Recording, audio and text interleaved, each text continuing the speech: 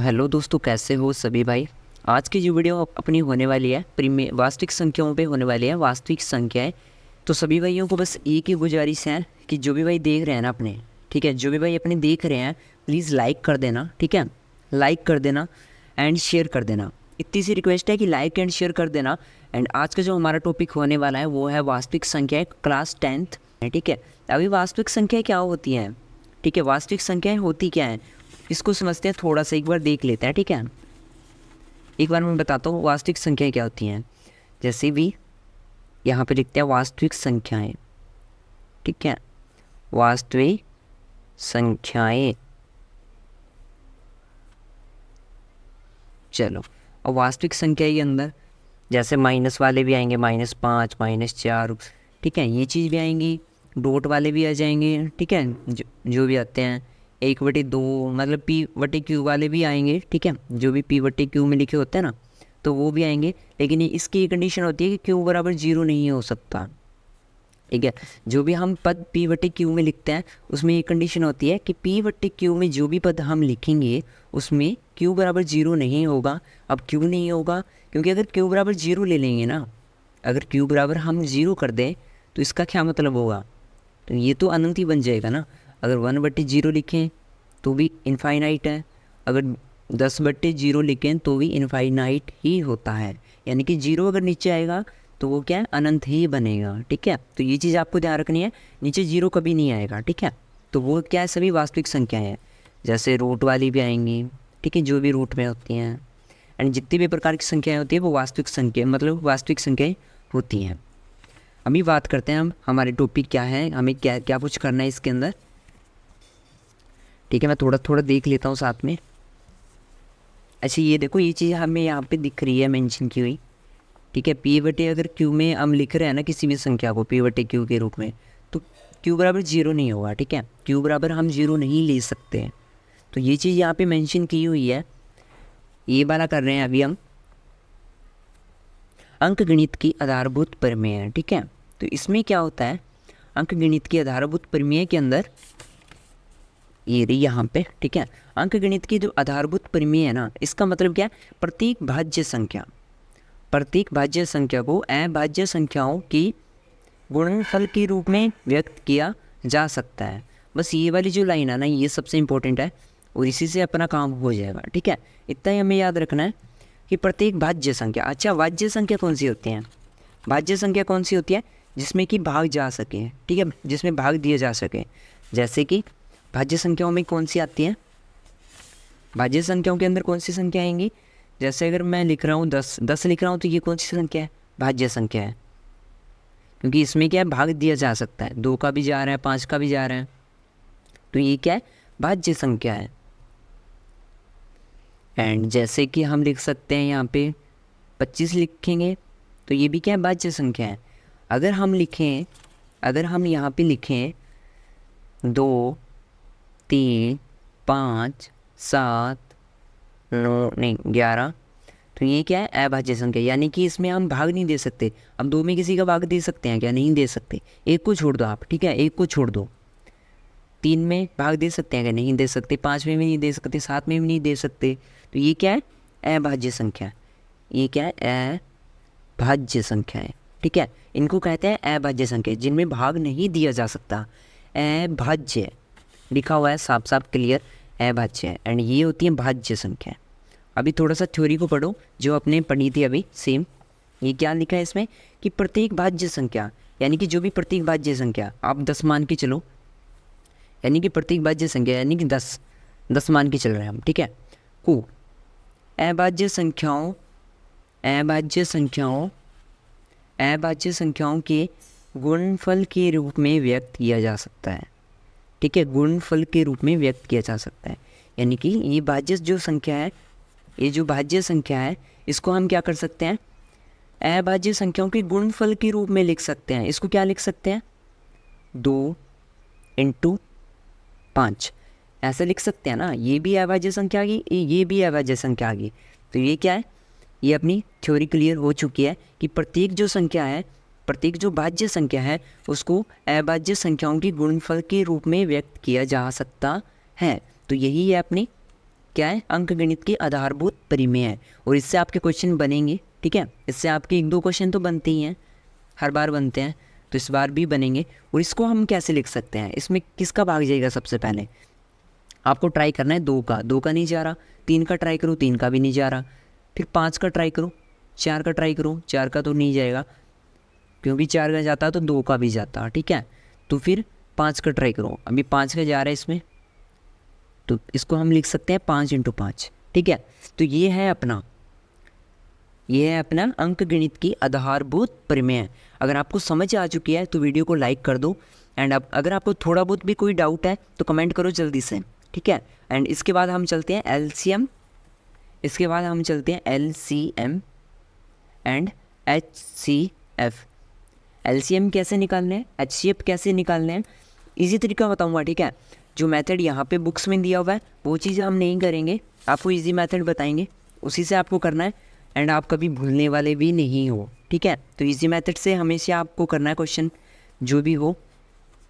तो चलो पहले देखते हैं। अच्छा, यहाँ पे एक क्वेश्चन है, अपना उदाहरण दिया हुआ है, ये एग्जाम्पल करके देखते हैं, ठीक है। एग्जाम्पल करके देखते हैं, इसमें क्या संख्याओं 4 की पावर n, 4 की पावर n दे रखा है, पुट कर लेता हूँ 4 की पावर n। 4 की पावर n पर विचार कीजिए, जहाँ n एक प्राकृत संख्या है, यानी कि n बिलोंग्स टू क्या है, n जो बिलोंग्स टू क्या है, नेचुरल नंबर है।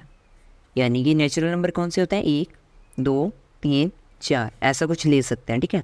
तो ये चीज़ होती है प्राकृत संख्याएं। जांच कीजिए कि क्या n का कोई ऐसा मान है जिसके लिए 4n अंक शून्य पर समाप्त हो। यानी कि इसका जो n का हमें ऐसा मान ज्ञात करना है जिसके लिए क्या हो एंड में, यानी कि कोई भी संख्या बने, जैसे हम अगर 4 की पावर 2 लिखेंगे, 4 की पावर 3 लिख दें, 4 की पावर 4 लिख दें, तो एंड में क्या आना चाहिए, 0 आना चाहिए। तो ऐसी कोई संख्या है या नहीं, ये चीज़ हमें ज्ञात करनी है। तो चलो हम करके देखते हैं, ठीक है। काफ़ी अच्छा क्वेश्चन है, एंड आपको समझ भी ईजिली आएगा, ठीक है। देखो 4n है, ठीक है, 4n है, तो इसको 2 को हम डिवाइड करके लिख सकते हैं ना हमारे तरीके से। जैसे ये क्या है, भाज्य संख्या, तो भाज्य संख्या जैसे ही आपको दिखे इसको अभाज्य के रूप में लिख लो। तो इसको हम लिख सकते हैं 2 की पावर 2, एंड ऊपर n है, तो इसको हम क्या लिख सकते हैं, 2 की पावर 2n। ये चीज़ हम लिख सकते हैं ना, ठीक है, इसके रूप में हमने लिख लिया है। अब बताओ, अगर यहाँ पे मैं 1 रखूँगा तो क्या बनेगा, अगर मैं यहाँ पे 1 रख रहा हूँ तो 2 की पावर बन रही है 2, 2 की पावर 4, 2 की पावर 6, 2 की पावर 8, यानी कि ऐसा ही बन रहा है, 2 की पावर में ही सब कुछ बन रहा है, 2 की पावर में ही सब कुछ बनेगा। अगर एंड में 0 आता है ना, अब किसी भी संख्या की अगर एंड में 0 आएगा, किसी भी संख्या की एंड में अगर 0 आ रहा है तो वो 5 से भाज्य होती है, 5 से भाज्य होगी, है ना, 5 से मतलब 5 का भाग उसमें जाएगा। अगर कोई भी संख्या जैसे 10 आ रही है तो 10 में भी 5 का भाग जाएगा। कोई भी संख्या ले लो जिसके एंड में 0 आ रहा है, जैसे 50 ले लें तो उसमें भी 5 का भाग जाएगा, जैसे 100 ले लें तो उसमें भी 5 का भाग जाएगा। तो हमें ऐसी संख्या याद करनी थी, 4n की ऐसी संख्या याद करनी थी जिसमें 5 का भाग जाए, मतलब 0 आए लास्ट में, यानी कि 5 का भाग जाए। तो क्या इसमें 5 का भाग जा सकता है, किसी में नहीं जाएगा। क्यों नहीं जाएगा, क्योंकि 2 की पावर 2 आ रही है, यानी कि ये सिर्फ 2 के गुणज ही आ रहे हैं यहाँ पे, कितना भी कर लो, कितना भी गुणा कर लो, सिर्फ 2 के ही गुणज जाएंगे इसमें, ठीक है। 5 का तो कोई इंटरफेयर ही नहीं हो रहा है, 5 तो आ ही नहीं रहा है, तो इसमें क्या है, सिर्फ 2 का ही भाग जाएगा इसमें सिर्फ, ठीक है। 3 का भी नहीं जाएगा, 5 का भी नहीं जाएगा, किसी का नहीं जाने वाला है, 2 का ही जाने वाला है, क्योंकि ये 2 के पावर में ही आ रहा है। अगर 2 की पावर 10 ले लेना तो भी क्या है, 2 × 2 × 2 इस प्रकार लिखेंगे तो इसमें 2 का ही भाग जाएगा, 5 का नहीं जाने वाला है, ठीक है। तो ये चीज़ हमें देखनी है। आया समझ, ये वाला क्वेश्चन आपको समझ आ गया इजीली, है ना। अगर नहीं आया, कोई भी डाउट है थोड़ा बहुत, आप पूछ सकते हो। एंड अभी यहाँ पे चलते हैं हम एलसीएम के ऊपर कि एलसीएम हमें कैसे करना है। देखो, संख्याओं 6 और 20 की अभाज्य गुणनखंड विधि से एचसीएफ एंड एलसीएम ज्ञात कीजिए।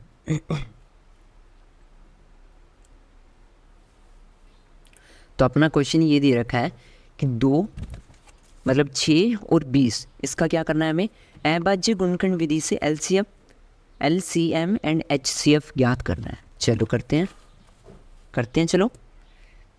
तो यहाँ पे मैं ले रहा, कौन सा संख्या मानते हैं, 6 एंड 20, यही है ना, 6 और 20। चलो दूसरा कलर यूज़ करते हैं, ये अच्छे से चल नहीं रहा है पेन, ठीक है।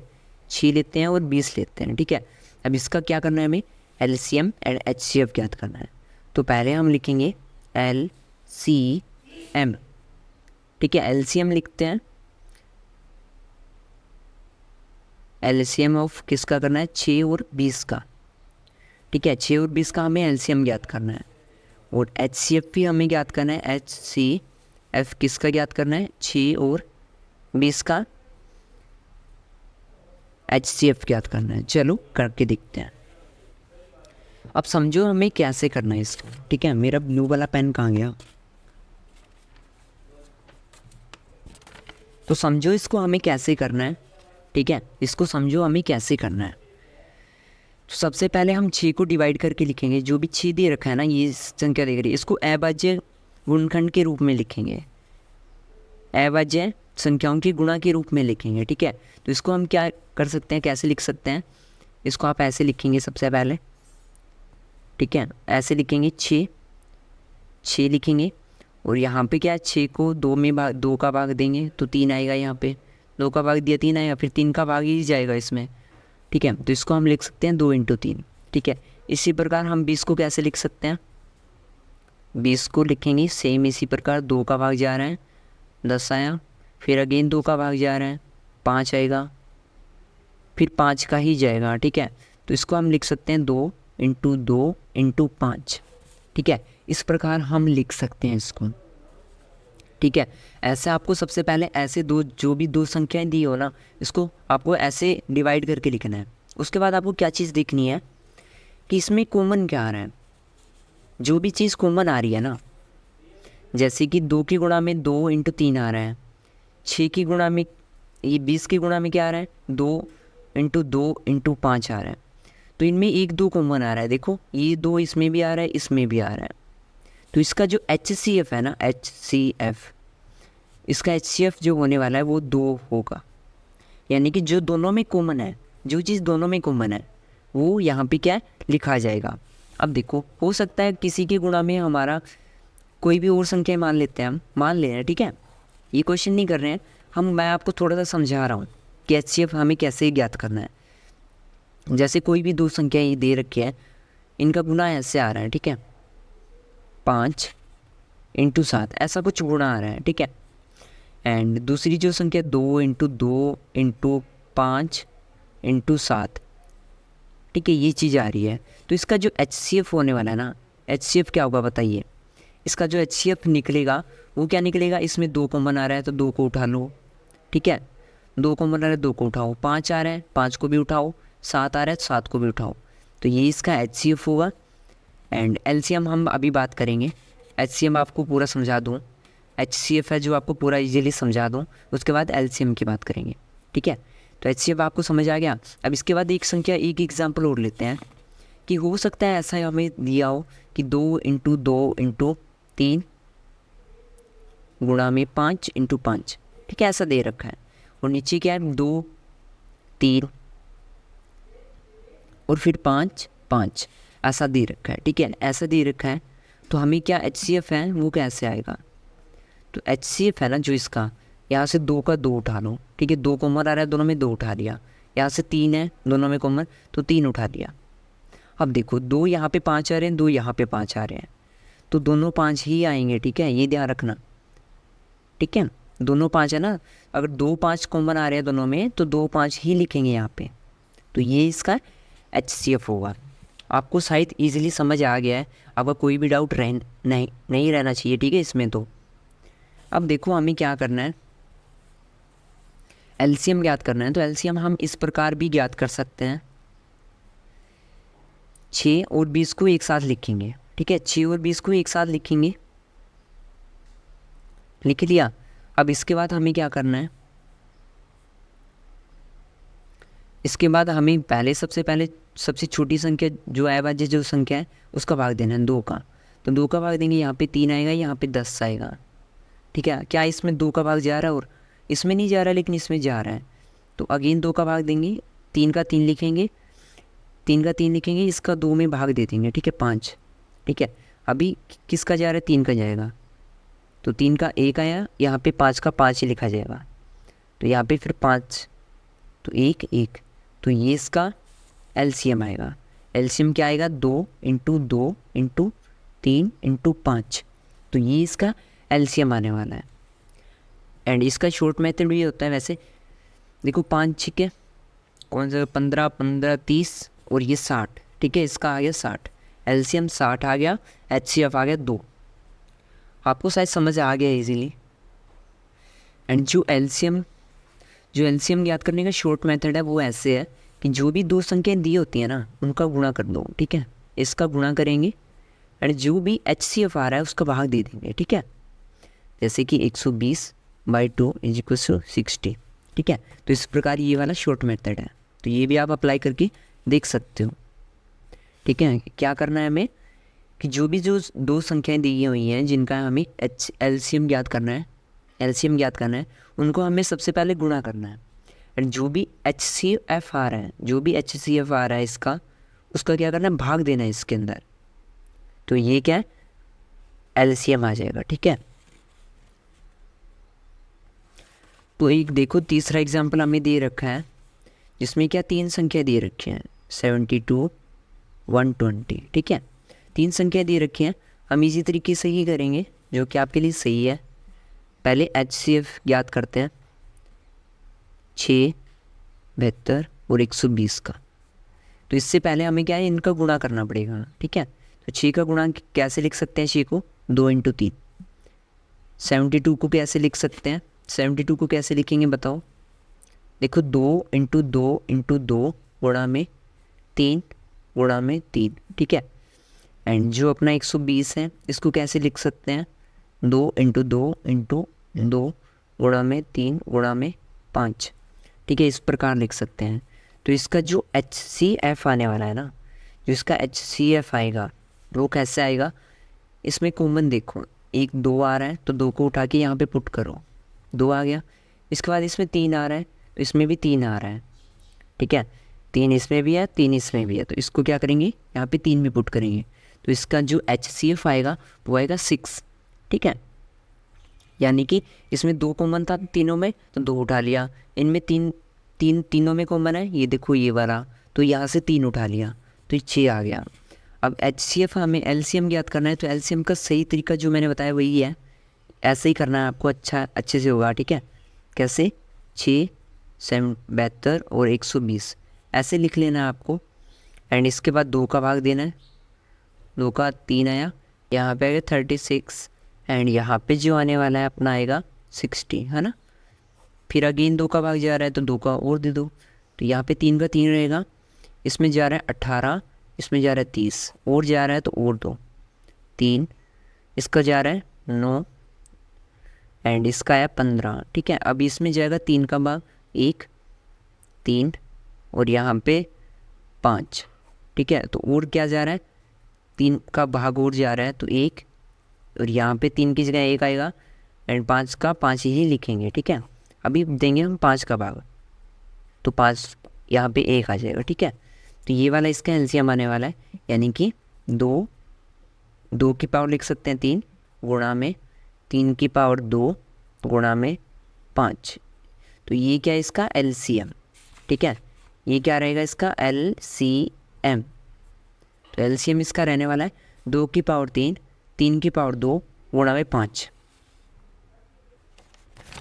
तो जो आपका पहला क्वेश्चन यहाँ पे प्रश्नावली में दिया हुआ है, यहाँ पे आपकी 1.1 मिलेगी। ठीक है, आपके बुक में 1.1 मिलेगी। ठीक है, 1.2 नहीं है, 1.1 है।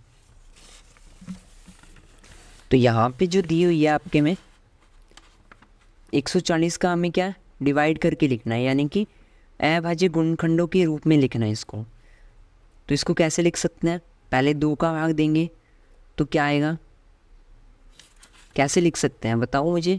इस प्रकार लिखना है हमें, 2 का भाग देंगे 70 आ गया ना, फिर 2 का भाग देंगे 35 आ गया, फिर 2 का नहीं जा रहा है, 5 का जाएगा सीधा, तो 7 आएगा, एंड फिर उसके बाद 7 का ही जाएगा।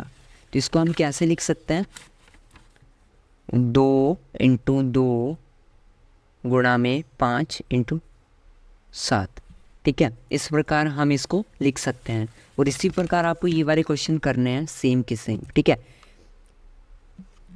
अब देखो यहाँ पे जो दिए हुआ है कि पूर्णांकों के निम्नलिखित द्विगुणों में एलसीएम एचसीएफ ज्ञात करने हैं, यानी कि इसमें क्या करना है, एचसीएफ और एलसीएम ज्ञात करना है, और इसकी जांच कीजिए कि दो संख्याओं का गुणनफल एचसीएफ इंटू एलसीएम है। यानी कि ऐसा हमें ज्ञात करना है कि जो अभी एलसीएम एचसीएफ आएगा ना, जो भी आपका एलसीएम और एचसीएफ आएगा, जो भी आपका क्या एलसीएम और एचसीएफ आएगा, उसमें क्या होता है, जैसे कि हमने अभी ज्ञात किया था 6 और 20 का ज्ञात किया था, ठीक है, 6 और 20 का ज्ञात किया था, तो इसमें एचसीएफ जो आया था, एचसीएफ जो आया था वो क्या था, शायद आया था कि क्या आया था, 2 आया था, ठीक है। और इसमें एलसीएम जो आया था, एलसीएम वो 60 आया था, है ना, ये चीज़ आई थी, ठीक है। इन दो संख्याओं का गुणा कितना होता है, 120 होता है, ठीक है। और अगर इनका गुणा करेंगे तो वो भी 120 ही आएगा, ठीक है। तो ये चीज़ जांच करने के लिए भी बोल रहा है कि आपको क्या करना है, इनका गुणा लास्ट में एचसीएफ और एलसीएम ज्ञात करना है, उसके बाद आपको इनका गुणा करके भी देखना है, इन दो संख्याओं का गुणा करना है, उसके बाद एलसीएम और एचसीएफ का गुणा दोनों बराबर आने चाहिए, तो वो क्या है, आपका आंसर सही होगा। तो आप ऐसे जांच भी कर सकते हो, ठीक है। ये 3 वाली आ गई, 3 संख्याओं का क्या है, एलसीएम और एचसीएफ ज्ञात करना है। तो इसी प्रकार आपके सारे क्वेश्चन हो जाएंगे, ठीक है, बहुत ही ईजी क्वेश्चंस हैं। और कल हम करेंगे अपरिमेय संख्याओं का पूर्णभारण, ठीक है।